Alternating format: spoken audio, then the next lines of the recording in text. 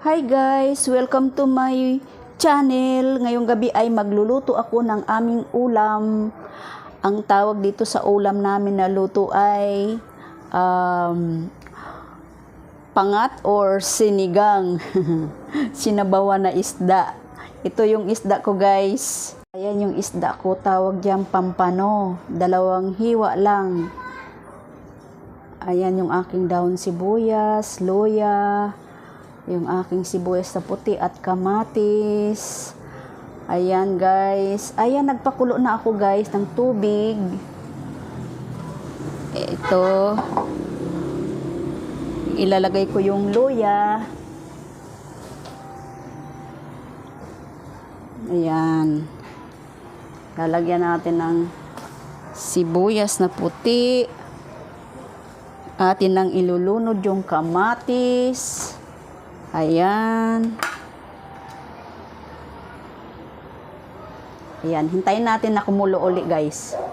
Ayan, maglalagay tayo ng kunting asin sa ating sabaw. Ayan, tapos lalagyan natin ng pampaasim. Uunahin na natin to para kumulo siya. Mag-mix. Haluin natin. Ayan. Hindi naman siguro ito masyadong maasim. Kunting asim lang. Tikman natin.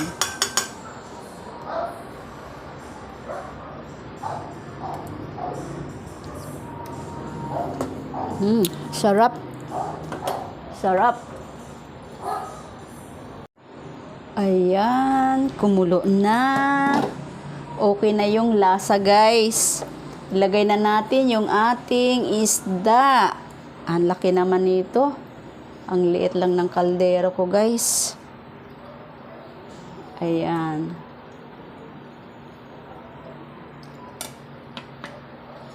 Kulo pa more bago ilagay yung dahon sibuyas. Ayan guys, luto na itong isda guys. Ayan. Ayan kanyang kalahati. Tikman natin guys yung ating isda at yung sabaw. Wow! Sarap! Atin nang ilalagay yung dahon ng sibuyas.